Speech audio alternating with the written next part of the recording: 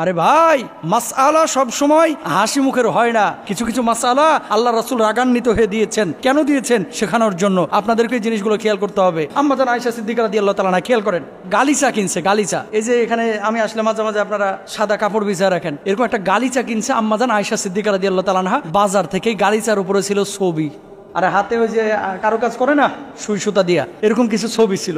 তো তখন আম্মাজান আয়েশা ওই মাসালা জানতেন না। নবীজি আম্মাজান আয়েশার ঘরে ঢুকছেন, এমন সময় আল্লাহর নবীকে ওই গালিচাটা পেশ করা হলো। নবীজি এখানে বসেন, অথবা এটার উপরে হাঁটেন, অথবা এখানে আপনি অবস্থান করেন। আল্লাহর নবীর কপাল ঘেমে গেল, চোখটা লাল হয়ে গেল, নবীজি রেগে গেলেন। আম্মাজান আয়েশা সিদ্দিকা রাদিয়াল্লাহু তাআলা তিনি বুঝে গিয়েছেন যে আল্লাহর নবী হয়তো আমার কোনো কারণে রাগ করেছেন। ইয়া রাসূলুল্লাহ, আমি তো বুঝতে পারি নাই কি কারণে আমার উপর আপনি রাগ করেছেন। আল্লাহর নবী বললেন, আয়েশা, এই গালিচাটা তুমি কোথা থেকে এনেছো?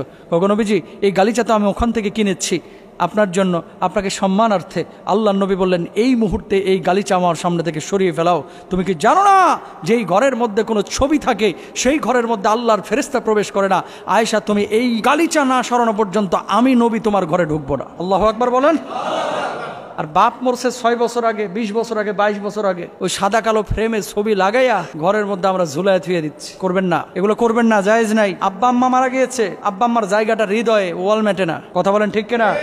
তাহলে কি করবেন? বাপ মার জন্য 5 ওয়াক্ত নামাজ পড়েন, 5 ওয়াক্ত নামাজের পরে বাপের জন্য দোয়া করেন, মায়ের জন্য দোয়া করেন। কিছু মানুষ আছে প্রাণীর ছবি ঝুলায় রাখতেছে, ঘোড়ার ছবি ঝুলায় রাখে। আর ওই যে ঘোড়াটা দেখছেন না, আগে আজাদ প্রোডাক্টস থেকে মনে হয় ছাপাইতো একটা ঘোড়া, মুখটা বেডির মতো, ঠোঁটাবার লিপস্টিকও আছে, আর দুই পাশে দুইটা পাংখা। হাদা বুরাকুন নবী সাল্লাল্লাহু আলাইহি ওয়াসাল্লাম, এটা হচ্ছে নবীজির বুরাক। ডাহা মিথ্যা কথা। এই জিনিসগুলো কুসংস্কার, এগুলো ছিল একসময় বাংলাদেশে। আলহামদুলিল্লাহ এখন আস্তে আস্তে চলে যাচ্ছে। দিনের মধ্যে নতুনত্ব যারা ঢোকায়, ধরেন আপনি একটা আমল করতেছেন নিজের মন মতো, ইসলামে নাই, কোরআনে নাই, হাদিসে নাই, নবীজি বলে নাই, কেউ বলে নাই, কিন্তু আপনি আপনার মন মতো করতেছেন। খুব মনোযোগ দিয়ে শুনবেন, দিনের মধ্যে নতুন কোন জিনিস আপনি যদি আপনার মন করা ঢোকায় দেন, আল্লাহর নবী বলছে কিয়ামতের ময়দানে আমি যখন হাউজে কাউসারের পানি মানুষকে পান করাবো, আমার উম্মতকে পান করাবো, এই মানুষগুলোকে চেনার পরেও তাদেরকে আমার সামনে থেকে ধাক্কা মেরে ফেরেশতারা দূরে ঠেলে দিবেন, এরা আমার হাউজে কাউসারের পানি পান করতে পারবে না। আল্লাহর নবী সাহাবারা বললেন, ওগো নবীজি, এরা কারা? বললেন, এরা হচ্ছে ওই লোক যে লোকগুলো দিনের মধ্যে মন গড়া আমল ঢুকিয়ে দিয়েছিল। বলুন নাউজুবিল্লাহ।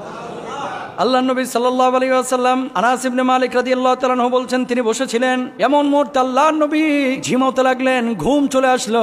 নবীজি সাল্লাল্লাহু আলাইহি ওয়াসাল্লাম এক জায়গায় হেলান দিলেন। কতক্ষণ পর আল্লাহর নবী জাগ্রত হলেন। আল্লাহর নবী মুচকি মুচকি হাসছেন। সাহাবী বললেন, ওগো নবীজি, কেন আপনি মুচকি হাসছেন? খুশির কোনো সংবাদ আছে নাকি?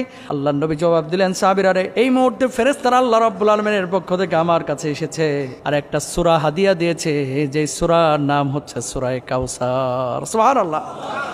إنا أعطيناك الكوثر فصل لربك وانحر إن شانئك هو الأبتر বলুন আল্লাহু আকবার। নবীজি সাল্লাল্লাহু আলাইহি ওয়াসাল্লাম বললেন, যখন আমি মেরাজে গেলাম, মেরাজে যাওয়ার পরে দেখতে পেলাম একটা ঝর্ণা, যেই ঝর্ণার পানি দিয়ে মেশকের মতো গন্ধ বাড়াচ্ছে, যেই ঝর্ণার পানি সাদা ধবধবে, যেই ঝর্ণার পানির 1 গ্লাস পানির মূল্য আকাশের নক্ষত্রের চাইতে বেশি। সুবহানাল্লাহ। আল্লাহর নবী বললেন, এই ঝর্ণার পাশে 2টা ফাঁকা গম্বুজ রাখা আছে, যেই গম্বুজগুলোকে আল্লাহ রাব্বুল আলামিন মনে মুক্তা দিয়ে বানাইছেন। জিবরিল আমিনকে আল্লাহর নবী বললেন, ওগো জিবরিল আমিন, এই যে ঝর্ণার পানি এত সুঘ্রাণ কেন, এত সাদা ধবধবে কেন, এত পরিষ্কার কেন? এর পাশে 2টা গম্বুজ আবার মনে মুক্তা লাগানো, কারণটা কি? জিবরিল আমিন, এই ঝর্ণার পানিটা কি? আল্লাহর নবীকে জিবরিল আমিন জবাব দিলেন, ওগো নবীজি, এই পানিগুলো হচ্ছে হাউজে কাউসারের পানি। আল্লাহর নবী এবার বললেন, জিবরিল আমিন, এই হাউজে কাউসারের পানি কারা পান করবে? জিবরিল আমিন জবাব দিলেন, ওগো নবীজি, যেই মানুষগুলো আপনাকে অনুসরণ করবে, আল্লাহকে অনুসরণ করবে, আপনার যে উম্মতগুলো আপনার দেওয়া প্রদত্ত বিধানগুলোকে মেনে নেবে, আল্লাহর দেওয়া বিধানগুলো মেনে নিয়ে নিজের জীবন পরিচালনা করবে, আপনার সুন্নাহ মেনে নেবে, আল্লাহ রাব্বুল আলামিন ওই মানুষগুলোকে কিয়ামতের ময়দানে হাউজে কাউসারের পানি পান করাবেন।